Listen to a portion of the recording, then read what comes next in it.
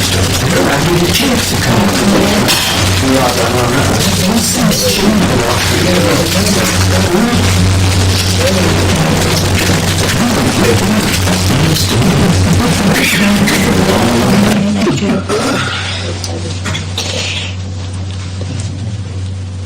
I can't get that side.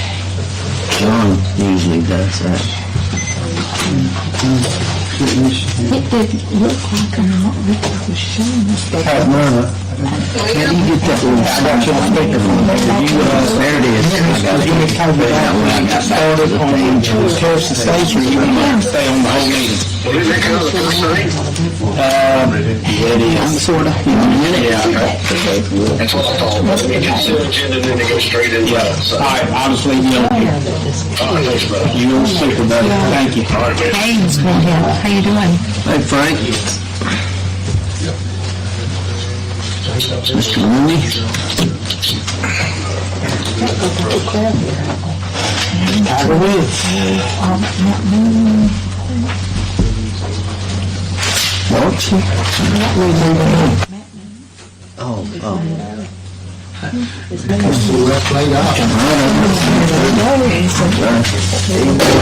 Okay, I would like to call to order the City of Cherryville's regular work session meeting of Tuesday, January the 30th, 2024.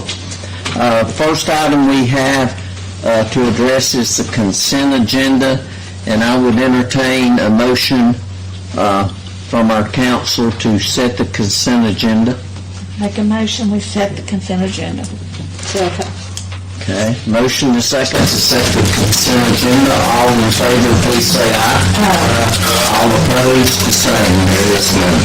All right, we'll proceed down to item 3, was discussion of rezoning of Terrace Estates.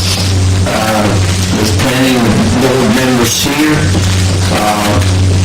Our planning and zoning director, Richard Elam, will start us off with that, and that's pages 1 through 11 in your tablets. So, Richard, if you will go ahead and what we were discussed at the last council meeting.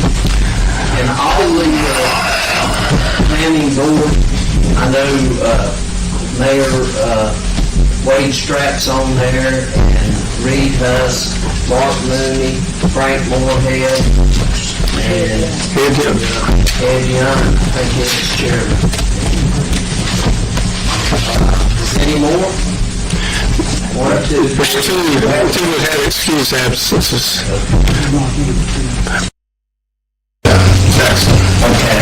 They had excused. Okay. All right, Richard, you have first. As you know, got 33 acres on Delveiw Road that's gone through the planning board. Planning board at their meeting on December 20th, their recommendation to City Council was denial of the application request. With the regular meeting of the City Council on December 11th, a public hearing dated January 8th of 2024. Then we had our meeting on that date, and the City Council chose to hear more about it and think about it more, and that's the reason we're here tonight. So at your next regular session City Council meeting, we can finish up the public hearing and your decision. I don't know if there will be another public hearing. Yes. You just continue. Just continue where we left off, so there will be a public hearing. Nothing will have to be advertised. So that's where we stand tonight. We're here at the work session, and we've got 5 members of the planning board here at your request. Okay. I'll go ahead and start. And I don't know whether you have a chairman that's going to speak for all of you, or it can be very informal. This is strictly a work session, so anytime you want to interject any comments, feel free to out of order. But my question is this, and I really haven't made up my mind entirely on this myself for various reasons. But my question that I want to ask the planning and zoning is, what was your basic reason for denying what was proposed at your meeting? As chairman, I can only tell you what's in the minutes of the meeting that we had, and basically the board wants to deny the request to be rezoned, plain and simple. That's it. Okay. All right. Council, do y'all have any members any questions that you want to address to the planning and zoning committee? May I say something? Surely I need something as the chair on the vice chair, because Ed wasn't there at that one. But I'd like to go on record saying, when we had the second meeting, the internal meeting for us to get some more information about the land use plan or whatever, I can't speak for the rest of the board, but I know if I'm going to be aware and know all of that, then, I may have tried to interject some things for them to consider that we didn't at the initial meeting. Okay, if you follow what I'm saying. Yeah, okay. Okay, but that doesn't say why, just other than, Okay, well, You felt like you weren't fully informed. well, we didn't, going by the findings of fact and everything that we were considering the land use plan or whatever, I think some of the questions from the other members of the board was because of the reduction in the size of the lots that was developed. And that ended up being the reason they chose to deny the request. Am I speaking to it correctly? what can I ask, I go down there too and looked at it, and I read it about street and stuff, and looked to see it's gonna go. What are the size of the lots, some of these look like, they're little, but not much to a degree that sure that we can. The plan we're looking at, Councilman, the plan we're looking at here, the proposal, that's where they want to go from R12 to R9 clusters. That would make those lot sizes 6,000. Let me explain it, it's easier. All right, here's the ones that are on the way in there. What they are proposing, see this lot here, the ones out here, you would see that line across there, you would be actually cutting those in half. So that's how small these lots would be, and able to get the 100 on there, still have your retention pond.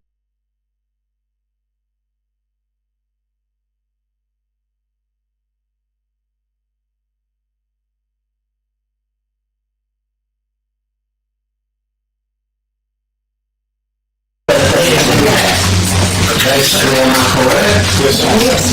There's a clear door there. Mr. Councilmember Abernathy is on the phone, he's out of town, but he's got one question. Go ahead, Mr. Abernathy. It's my question from the zoning board. Out of the other options that we have available right now, would they approve any of those other options, or do they prefer any of those other options if we choose not to do the R9 cluster? Would they be okay with one of the other choices that we have in front of us? Or are they totally against all of them? Yeah, I hope you understood what We discussed that, if I remember correctly in the meeting, and we had asked the builders on that, and they said it would cost too much to change it to larger lots. So we did ask that question at the meeting. Yeah, that was correct, and we say Mark's correct, and Frank's correct. Our whole, I think primarily, I spoke at the last council meeting in the public hearing, and I informed the rest of the board members that I did spoke and what I said. And me personally, as I stated at that meeting, it was, to me, it's the egregious nature of the reduction in lot size. We were, at the meeting, at the first planning board meeting, when we denied this, there were no other options. It was cut it from R12 to R9 cluster, which in fact is cutting it from a 12,000 to a 6,000 square foot lot. So that's cutting it in half. All the other surrounding residential property there is R12, or if you jump over to Delveiw, you're talking R15. So to go to R6, or go to a 6,000 square foot lot, in my opinion, was extremely egregious. Now, had we considered, or been asked to consider, R12 cluster or R something cluster that's a 10,000 square foot lot, or otherwise, I can't speak to what our answer would be, but we were only faced with one option, R12 to cluster 9, which is 6,000. We want to see it conform with what's already out there. Well, and my personal point and opinion is, it's been R12 for over 20 years. The owner of this property has had ownership of the property for over 20 years, and it's been R12.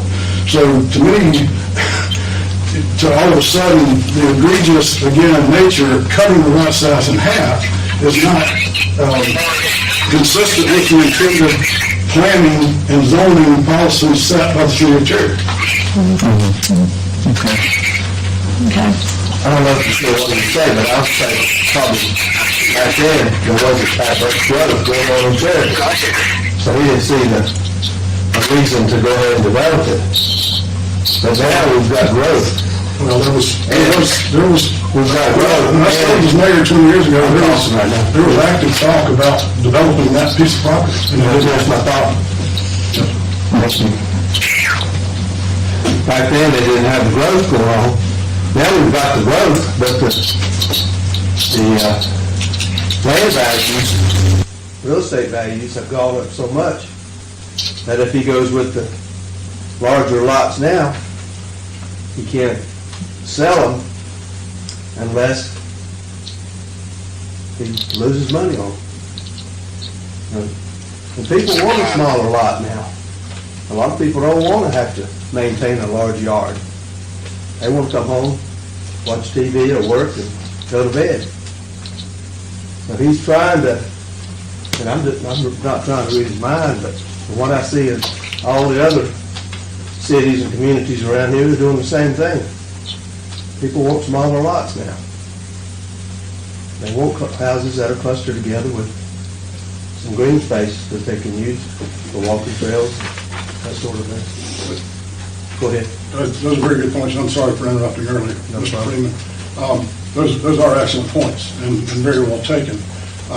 But again, I feel we as a planning board we're ruling on this issue, every issue that comes before the planning board based on the planning and zoning policy and rules stated in the city's planning and zoning requirements.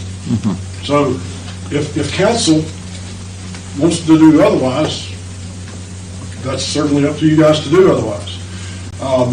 But I would say, and I think I might speak for the rest of the planning board members, if that's your intention, because it's been said, well, we've done it in the past, we've got to do it for this one, I hate that school of thought, personally, because you learn from the past issues that come before you. But if that's going to be the case, if the city's going to continue to grant all of these rezonings, then I think it's time to do a drastic overhaul and revision of the city's zoning policies. Okay. And thank you. Yeah, and I would just make another personal comment. And what Councilman Freeman said, I agree with to a certain extent.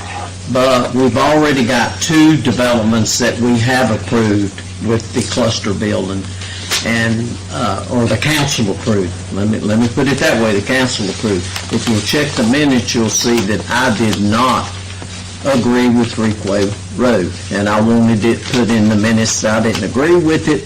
Not that I was against it, but I think we should control our growth. I want growth, but I think we should control it to a certain extent. And personally, I feel a lot like this is the same way too. I'm not so sure that we want more if we're getting 150 in one and 100 in the other? Do we want another 100 on top of that with the same size? So, but that's not my vote. That's the council's. And whatever they decide, I will abide by it 100%.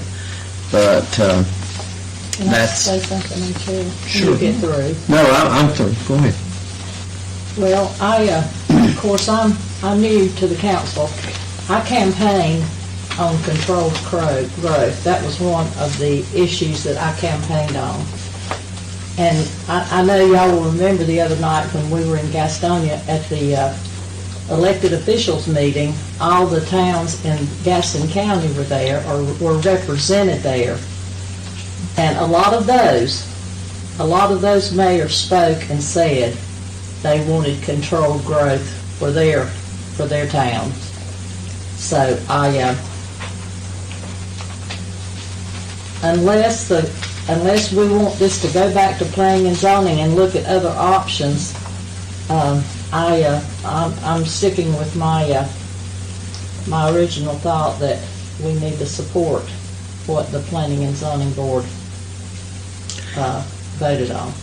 And if we were to send it back to planning and zoning with other options, and Mr. Upshaw's here, I know we discussed it at the last council meeting, you get to a certain point, it is a deal breaker, right? But you could still say, limit that thing to maybe 85. Is that an option? And maybe make the retention pond bigger from what Mr. Dellinger had suggested, and take away some of the walking and green space and make the lots a little bigger. Is that an option, or is that strictly a deal breaker? Or would you have to discuss that with the developers? We would have to go back and have it redrawn and then reprice the grading and see what the lots will cost, and then go back to the home builder and see their thoughts on it with the new numbers. So it would take 3 to 6 months to do all of that. If someone was wanting to build out there and wanted a bigger lot, could they buy 2 lots and build one house on? Buy the whole piece? Yeah, if they bought 2 lots, could they make a 12,000 square foot lot instead? Would you do that? Could you sell them 2 lots? They could build one house. You couldn't build one house. Yeah, us as the builder, if somebody wants to buy 2 lots, they're basically gonna have to pay really the price of 2 houses almost, without taking out we plan on. So you're making your profit not on just selling the lots, you're making it on building houses? That's right. Gotcha. Okay. I understand. What I want to point out too, make sure everybody understands, currently it's zoned R12 out there. So if they bring a development with 12,000 square foot lots, you're going to get 75, maybe 80 homes out there. And they would be able to do that by right. We would have to approve that. You would have no choice. Now, what happens if you do that is that green space that we've talked about, those trails, and the runoff that Mr. Dellinger spoke about, at that point, you're not going to have that canopy because those lots have to get bigger, which means the canopy goes away. Mr. Dellinger might face consequences with runoff possibly. So that's where you have to look and weigh your options of what you're looking for. Okay, one other point that I think maybe we should point out, and I think the city manager could talk about this a little bit. As far as an advantage to the city, what would this bring with the water line? You're talking about the water line on Delveiw Road. We've discussed that with both developers, and currently there is a pressure problem, a water pressure problem in that area. So there's gonna, speaking with Lisa Wright, our city engineer, there's gonna have to be a new 12-inch water line put in from around Henry Putnam, there on Delveiw Road, to Black Rock School Road. That should solve our pressure problem at that point. Discussions we've had with the developer is they pay half of that cost. I think we do have one estimate already from a contractor, and it's $240,000. It was around $240,000. So $120,000 to the developer, $120,000 to the city, and that solves a lot of issues citywide with our water. That continues to help, get that loop that we all talk about, where there's no dead ends, get this new 12-inch line. So it does solve a lot of problems getting that water line on Delveiw Road, which will serve that development for the entire system. Okay, I knew we had talked about that when we met with Mr. Upshaw about what they were willing to put in if the city was willing to run that line, so. Yeah. Are you gonna build these deck houses?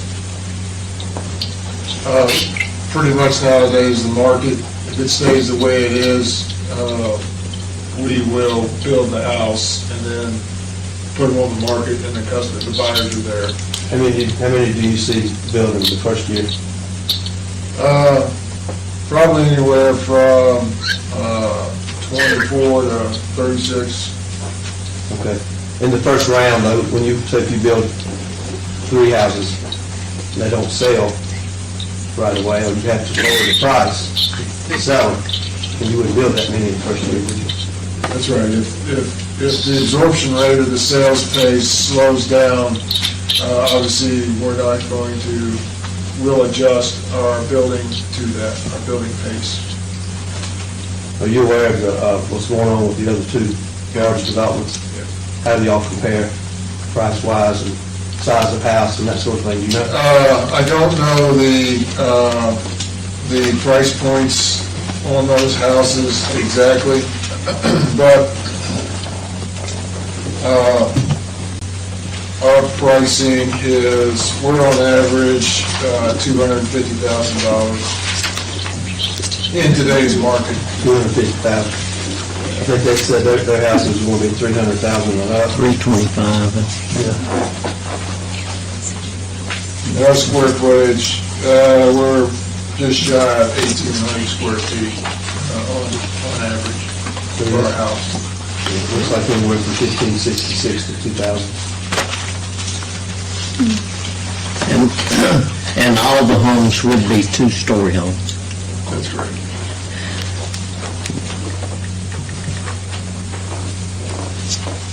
Two-car garage, and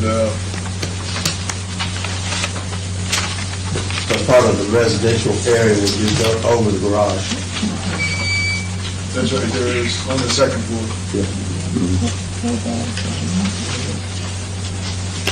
Okay. The city manager speaking. Sure. Brian, Yes, ma'am. you just made the statement that if it's left R12, I mean, that's their right. That's the right. But we do have a subdivision You do.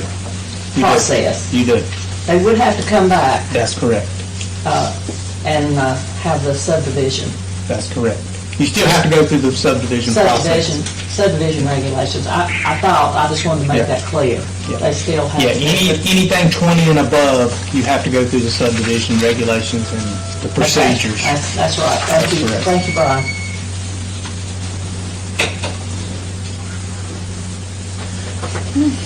Any other questions?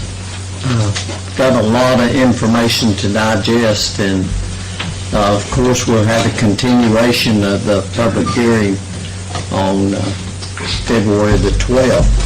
So, if you want the planning committee to look at it, if they do, he said it would take, 3 months to redraw it. So what, Richard, what's the options if you go in there and What's the options if your cluster bill, the square footage can't be changed? I mean, the setbacks can't be changed, or? Only if you go to a different cluster. Right now it's zoned R12, which means y'all could do R12 cluster development, which would make the lots 8,000 square feet. Or you could just make it an R9 and make it, it's R12 now, maybe just make it a plain R9 and it could be 9,000 square foot lots. Or you could up the rezoning to R15 cluster, which would make them 10,000 square foot lots. So they got a few options there. If you look on page 9, those are the options laid out in your packet.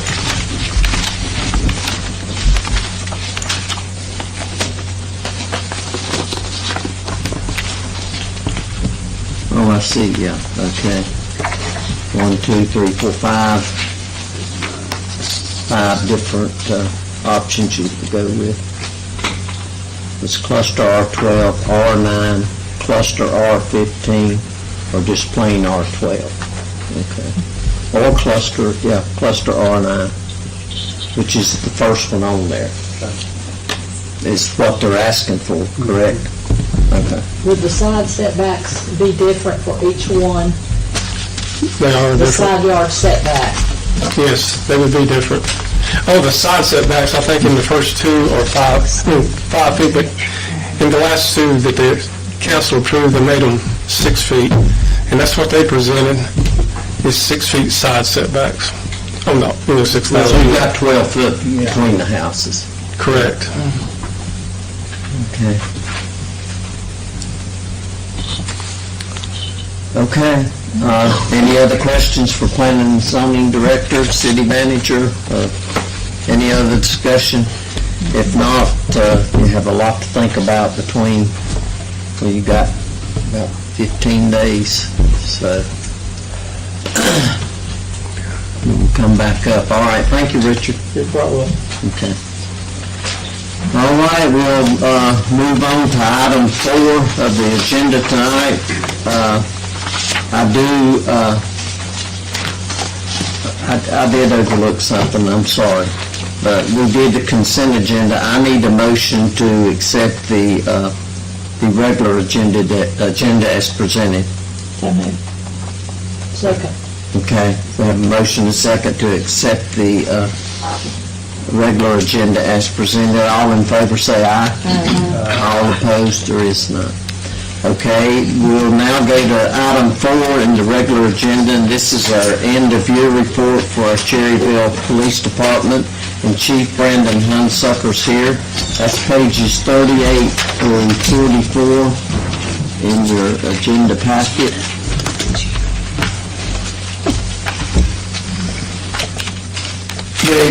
Good evening, Mayor, Council, Manager Dalton. I want to start off by saying thank you. Today is my 1-year anniversary with the city. So a year ago today is my story. So thank you to all of you for allowing me to do my daily task here at the city and allowing me to have this job. Over 2023, the police department was a very busy place. We've strived to become a more professional agency. And with doing that this year, we've changed all of our guys' uniforms. That's just kind of one of the started things. We also moved into a new style for the cars. That will be on all of our new cars from this point forward. We added officers, thanks to you guys. We added officers to the road. We put some new officers in positions, such as a new detective, which gave us 3 detectives in the detective division. We put some flex cars on the road. That gave us at certain points, or certain times during the week, that gave us anywhere from 4 to 5 guys working at one time, which has really helped us, to serve the citizens. We started building some bonds with different agencies. We have placed 2 of our officers on a fugitive apprehension team with the county police. Those two guys have been very successful and have helped. It's helped us serve warrants here in the city, along with going out and serving warrants in the county, from here to Belmont, Mount Holly, Gastonia. So we're taking crime off the streets all over.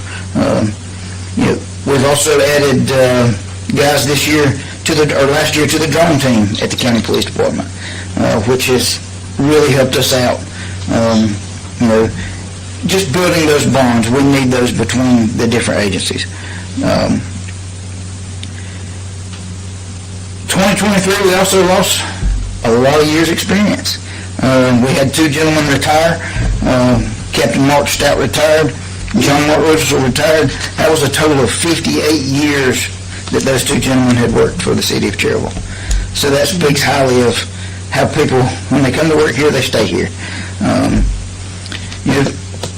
If you guys remember, back in 2022, the police department received a grant to do some construction on the building. That was the roof, some interior remodeling. That is now complete. Along with that, we redesigned our communications center there at the PD. We gave it some upgrades. We added new desks, which are ergonomically designed. Our dispatchers can now stand. They can sit. They have a 3-monitor system, which is curved. It's easier on their eyes. It's easier on their, when they're typing, to see all the screens.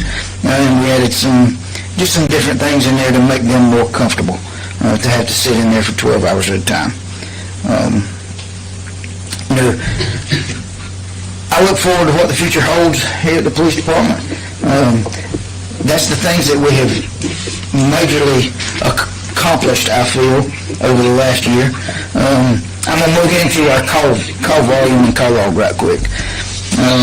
There in the things you have on your computer there, if you notice from last year, you will see that our call volume went down. The numbers that were presented last year, those numbers were kind of padded. If you can see the second, we're on the one that says call log summary. There's three columns, 2021, 22, and 23. This year we answered a total of 13,722 calls. Last year it showed a total of 19,945. There was some padding in that from basic security checks that we do on our own. If you look down to,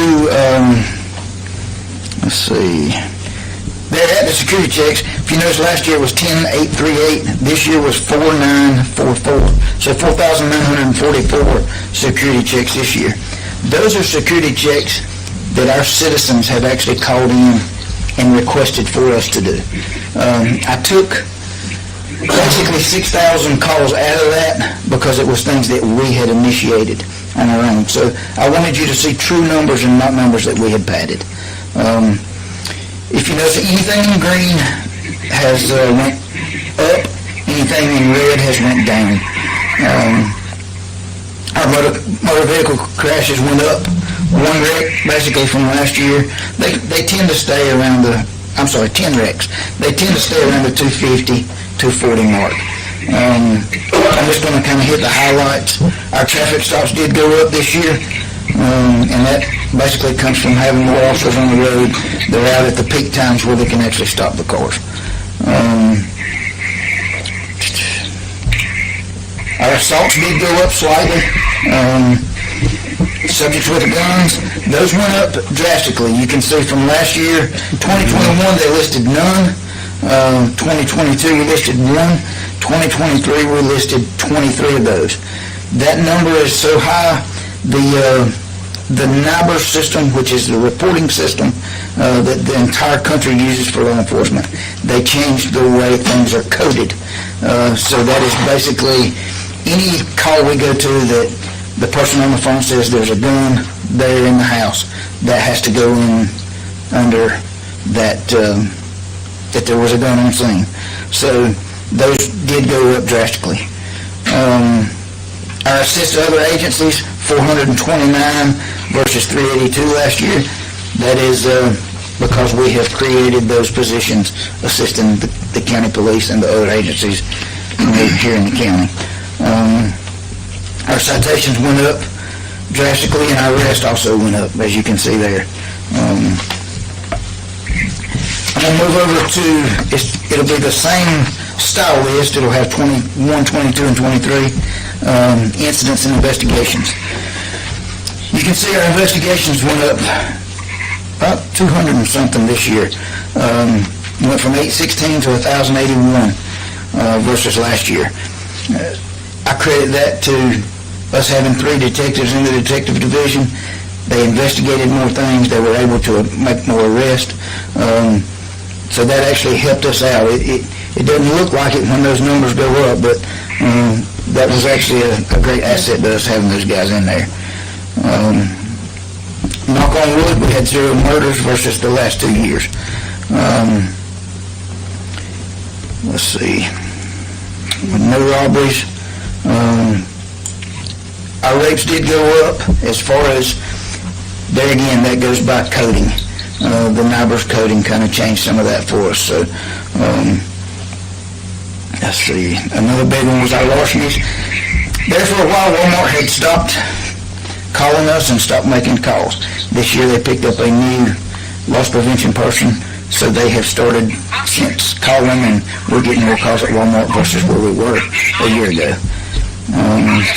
And then our drug crimes. If you can see, our drug crimes have went up, but that's because we're reporting those now a little different than what we were before. That's 190 investigations into drugs versus 130 last year. If we're investigating that, if we are purchasing drugs from our drug fund, all those are included in that now, which actually shows that we're out making more investigations into the drug scene. And then the overdoses. You can see in 21, 22, there's none listed. I don't have a clue what that was because they weren't keeping up with that back then. When I came in January of last year, I started keeping up with overdoses. That was one thing I wanted to document so that we could see where we were spending our time. So we had 35 of those this year, or last year. We had one that we suspect was an overdose. We still don't have the autopsy report back from that. Probably wasn't, and they'll probably say it wasn't, but because the person had some other health issues too. So no, I really can't say that we did have. What type of drug you saw most of? I'll be honest, this year fentanyl and heroin were our 2 biggest. I don't know if you noticed 2 weeks ago we made a arrest with 90 grams of fentanyl. I think it was 90 grams. That's a large amount of fentanyl for this area. So if you break that down and just give that out, that's a lot of people that could have been hung with that amount of fentanyl. So you can see at the last page there is the call volumes per year or per month. You can see most of those did go down, and some of that was just from the security checks that they had been putting in this form in prior years. So, any questions? Any questions for Chief Hunsley? Yeah, I have an earth-shattering question. Absolutely. When's the sign gonna be?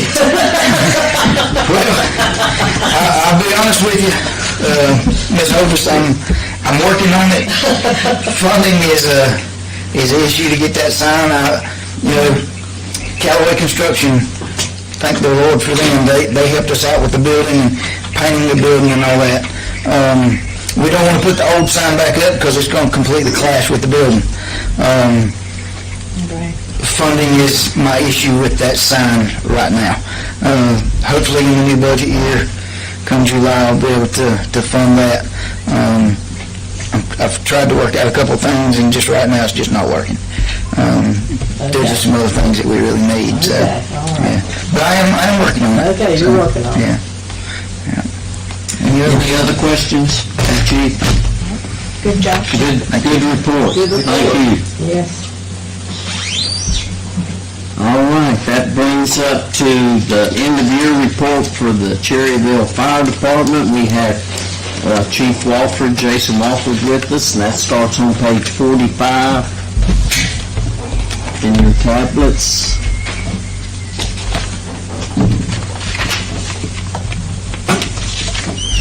Mr. Mayor, City Council, Mr. Dalton, I too would like to thank you for hiring Chief Hunsucker. It's been a great year. We work closely together, nearly talk every day. Just to give you an example, during our May 16th storm, when we received 30 to 40 calls all at one time, fireman's natural reaction is to respond, help.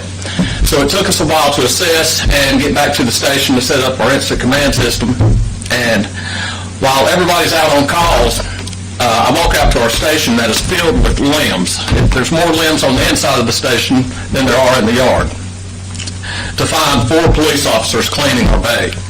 So other than any other area, this is as close as I've ever seen fire and police work together. So thank you. For our end of the year report, our calls are up. Our total was 1254.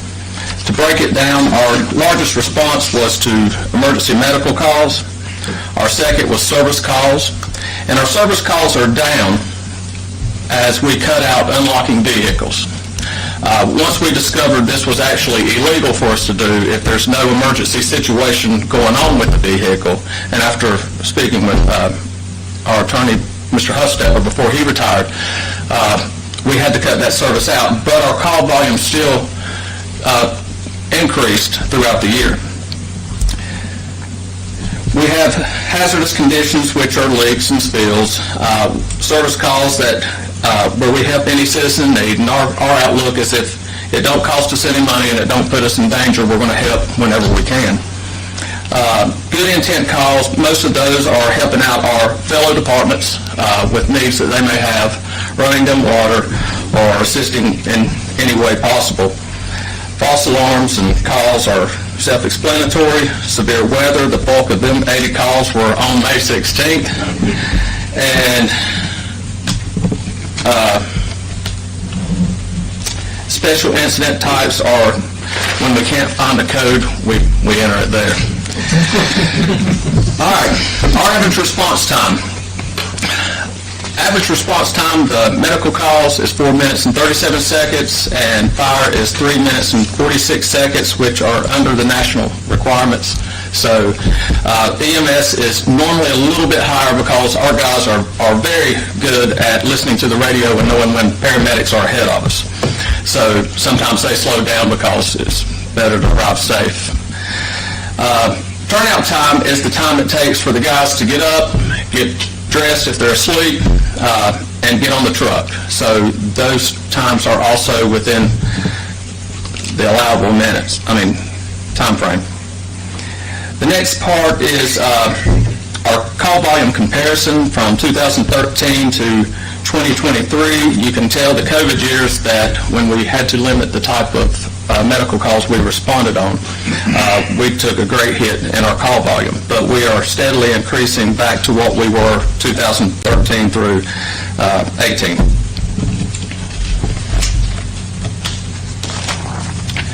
Our next section is type of fires, which gives you the estimated property damage.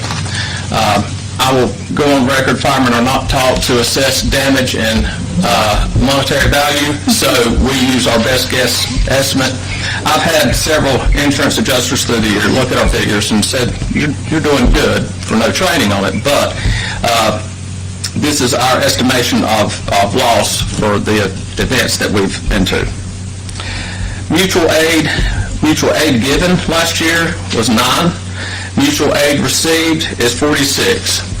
I'd also like to point out that we do rely on our surrounding volunteer departments greatly. They do help us out every chance they can, and they've been great to work with. And I'm happy to announce, and I've spoke to most everyone about it, we're opening our mutual aid policy. If they need us, we're hitting the ground running. So hopefully next year when I give this report, the aid given will increase drastically. Off-duty response to calls. as you know, we are a combination department. We have full-time and we have part-time. Part-time are paid at different rates because some can just respond to fires, some can actually fill in for us when we're off, and they have to have necessary certifications. So what we greatly depend on is our full-time staff responding on their days off, because they are better equipped with our operation and trucks, and everything flows better when we have a couple respond on their days off. So you can see with those numbers that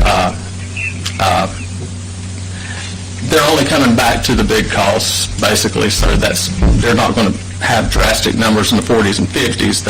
They're only going to come back for the costs they know we need them. I'm happy that their numbers are above mine because I trust my guys. The calls I feel like I need to go on, I go. Other than that, I trust every full-time employee I got to handle anything we're faced with. The new certifications this year, Coley Hefner got Fire and Life Safety Educator 1, 2, and Level 3. Philip Smith received Chief 101. Captain Rayfield received Fire and Life Safety Educator 1, 2, and 3.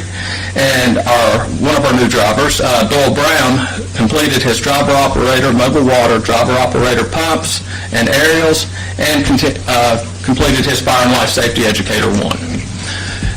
So we had a good year of training for people accomplishing some certifications. That's not to mention the training we hold, which our training hours total for the entire department are 5,746 hours of training. And for our size department, that is great training. Total building inspections completed are 101, and fire prevention, 637 people were reached through our efforts in 2023. These people were educated through station tours, school field trips, career days, community events, and Fire Prevention Week activities. And that concludes my end of the year report. Do you have any questions? Any council members have any questions for Chief Walford? Off-duty response, do they get additional pay for coming? Absolutely. The fireman's pay is measured on 28th day, so they get a paycheck each week, and then at the end of that 28th day, that's where we add in their training time, off-duty response, and then that's when they're either given overtime or comp time. Thank you. A lot of training involved, and it shows. Yes, thank you. Did a good job. Thank you. What's our ISO rating? Right now, it is a 2. We just had our inspection 4 months ago. We were lacking on volunteer response and lacking on volunteers stopping by the station to get our ladder truck and have it on scene. So we've got a probation 12 months that we can try to improve that. If not, we go back to a 3. So we're working hard trying to, hit those 2 points and hopefully retain our 2. We have some Two's good. Two's fantastic. major problem with the ladder truck. Yes, we have. We're having to find a remanufactured engine and have it replaced in the ladder truck. Have you got a cost estimate on that? $47,000. What's a new one cost? You can't get a new one. $1 million. They wouldn't even tell me a price because they said you can't find one. The only thing you're going to find is a remanufactured engine. And a new truck. A new ladder truck. We got an estimate today of $2.4 million. 2.4. That's 3 years out. And 3 years out. That's basically what the league told them when they had their insurance meeting, and all departments are facing this. We had, I helped with the Kings Mountain Fire Chief Assessment Friday, and that was the hot topic. Everybody talking about how long it's taken to get fire trucks and how the price has tripled on everything. Couldn't imagine. Jason, let me ask you, how many volunteers do you have that's needed to get that, keep that 2 rating? You've got... We have 33 right now where probably half are active. Right. Where from 1989 when I joined up until here recently, we'd have 40 to 42. And you'd have 24 to 26 around there that would be active. So volunteerism is dying in the nation, and we're doing recruitment and retention ideas, trying to improve it, but it's basically moving to, if you have a fire department, it's going to have to go full-time. Even with the mutual aid, that still doesn't help you to hold. Yes, and the county's going through a redistricting service district with all the volunteers, and depending on what they do and the final decisions on that, I don't have anything concrete, but I've heard that they're trying to put part-time staffing at all the volunteer stations, so that should help. That would help a whole lot, Yeah. especially for the ETJ. Do y'all run ETJ? We do. Like I said, we've opened up our mutual aid policy to where if they need it, we're going. We put safety measures there that certain people respond back to the station to, man our second truck and run calls in the city. But as much as the outside departments respond with their trucks and manpower, we're wanting to pay back as much as we can. Okay, great job. All right, thank you. Good job. Thank you. Back when, Jason, Yes, back when ma'am. I first came to work for the city, and the average person, I didn't know then, myself, the average person didn't know how the ISO rating affects them. Plus, it probably affects businesses maybe more than it does residential. I'll have to defer to you for that. Absolutely. But back then, our rating back then was what, a 5? Yeah. Maybe a Well, 6? no, it was actually a 6. It was a 6. It was a 6 I know. back then. And some people come up to me and say, well, y'all just waste too much money on the fire department. I just don't understand why you have to have this and have to have this and have to have this. And this is why we have to have those things. Well, I'll explain that and try to be as quick as I can.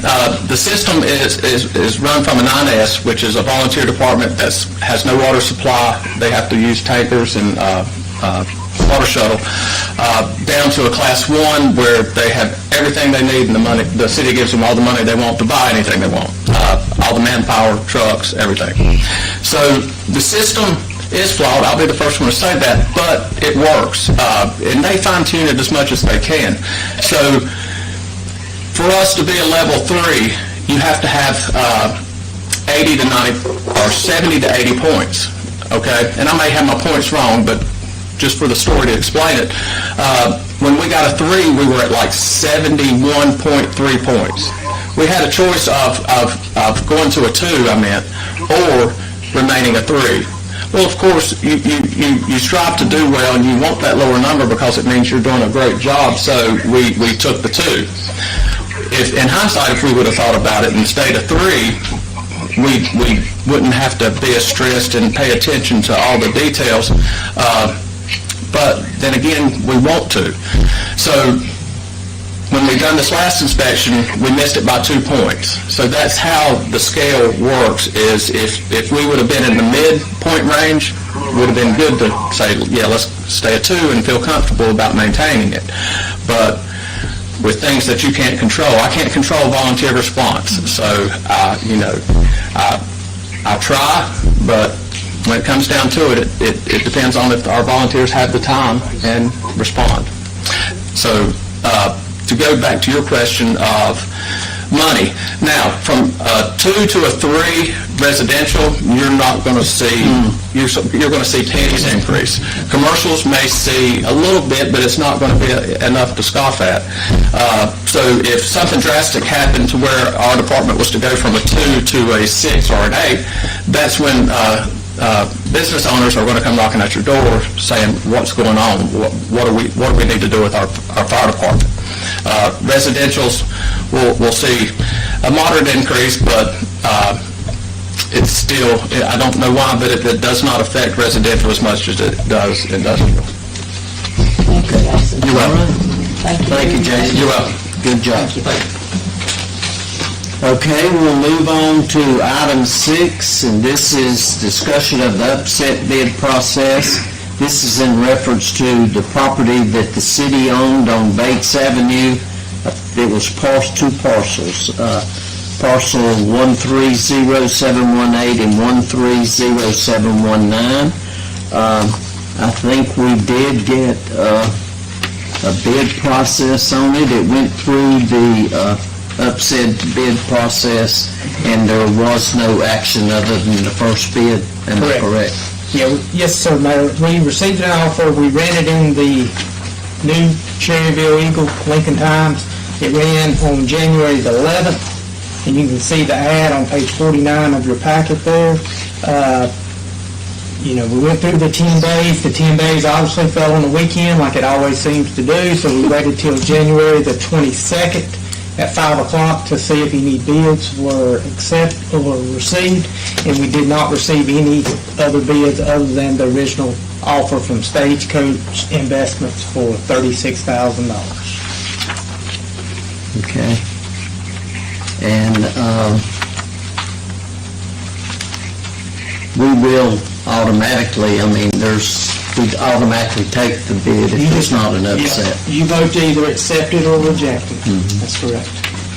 But will we need to do that tonight, or we going to put that on council? That is your choice. What's the pleasure of council? I think we need to put it on the regular meeting. Okay. I'll make a motion right now to take it. So we agree, we disagree. Me and Gary disagree. Well, it's gonna be the same here, there, then, as it is today, so. It is. Yeah, I think it's mostly bookwork, anyway. We can't change it. So it's, was you wanting to make a motion? Yeah, I'll make a motion to accept his offer to buy those 2 lots on Bates Avenue in the city. Do we still have John on? You still on there, John? Yes. Okay, yes. All right, I'll second You have a it. motion? Mayor, City Council, if I may, the only thing I would suggest in this contract is for a city that we give a special warranty deed as opposed to a general warranty deed. Can you explain the difference? Okay, so a general warranty deed means that any person in title, in the back chain of title, you're giving warranties that that title is good for all general warranty deeds in the back chain of title. If you give a special warranty deed, you are saying, I'm limiting it to only anything the city has done while it has been in title as record owner going forward. So typically when we see foreclosures, when we see deeds out of REOs, real estate-owned corporations, we're going to see a special warranty deed. We would expect to see a special warranty deed. So that's the only thing I would, in this contract, that is just a standard, this is a standard residential contract, but since we are a city, I think we should limit our liability a little bit more by giving a special warranty as opposed to a general warranty deed. Okay. What page is that? It's page 7. Okay. Could I have amendment to that motion? Yeah, I'll make a read that, we add this special, what do you call it? Special warranty. Yes, Special sir. warranty deed, thank you. Okay. Brian, what is that zone? Do you know what that property's on? I believe that's is it R9 right there? That's all right. I was reading about it. I couldn't hear you. What's the zoning of Bates Avenue right there, off of the Academy? It's residential, but I don't know. It's R9 or R12, I think it's R9. I think it's R9, I'm about positive it's R9. Pretty sure it's R9 because of the size of it. Single family or duplex? Correct. Yes. Correct. Okay. All right, I have a motion on the floor, and did I have a second? I'll second it. Okay, I have a motion and a second to accept the bid as presented with the special warranty attachment to it. So at this time, all in favor of this motion, please say aye. Did John vote? He did say aye. Okay, and all opposed? Okay, One. so it did pass, so we will accept the money at this time. Okay, now we go to other business. I got a call today from a gentleman, and he asked me, we talked for a long time, maybe 30, 40 minutes, and he was very concerned about the city had done nothing for Greer Bean. And he asked me if we would consider doing something to show our concern of how he impacted our city. And I told him, all I can do is bring it up. I don't have the authority to do that. That would be something that would take council action. He said, I said, what are you suggesting? And he said, well, maybe a bronze monument, or maybe naming one of our parks after him, and I told him that we had discussed maybe behind the truck museum, maybe putting a stage there and maybe having part of our entertainment there instead of the mini park. And I said, how would you feel that we may, because it's at the museum and we would need their permission to do it, how do you feel about maybe just waiting and doing something at that time? And he was perfectly fine with that, but he did ask that I bring that up tonight under other business. So that, I mean, there's no action on that. It's just something we can be discussing. Councilman Hogan? I don't know if it's the same gentleman that talked to my husband a year or so about that. He wanted a road or a street named for Mr. Bean. And at that time, my husband did contact the DOT, and they said they would look into it. But once they saw that Cherryville Boulevard down at the college, he said, we can't do it. He said, once you can't have two roads named after the same person, so that went out the window. Yeah, and that was dealing with DOT. Yeah. If you don't deal with DOT and you go to an off-street, then we do have control over that. Dick Beam Road. Not Dick Beam Road. Yeah, That's what I was going to say. we sure do, yeah.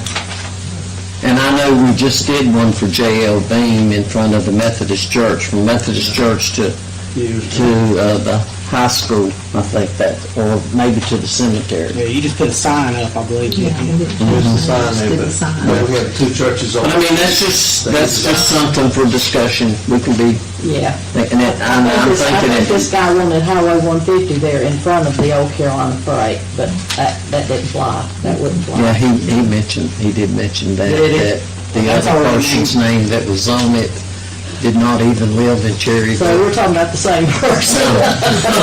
So, okay, This is good. all right.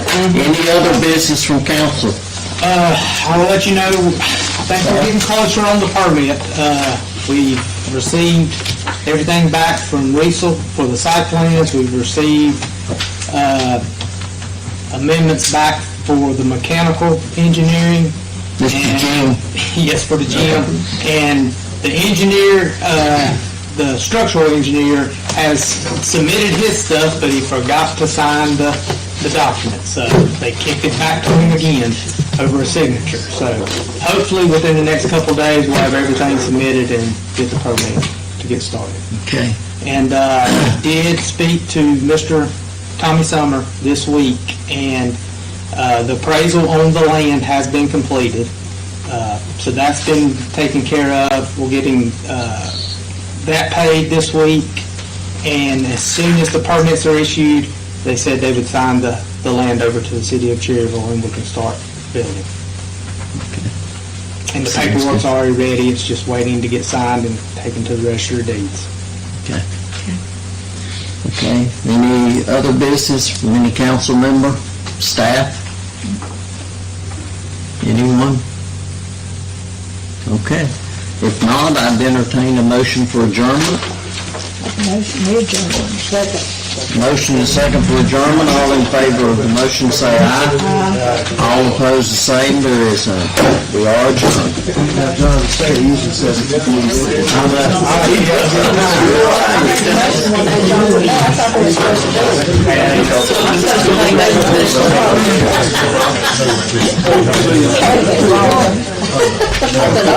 You did a good job on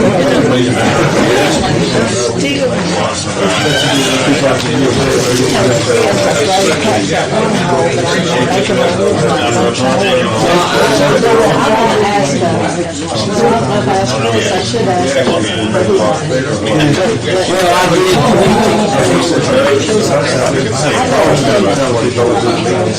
Unless we're doing something like that. It's too dark out there. We've got to do something about that alley, because it's just people moving that town into the old buildings there. Yes, yes. And they've already talked about it. Yes. And we were talking about that at the... And, what did y'all decide at the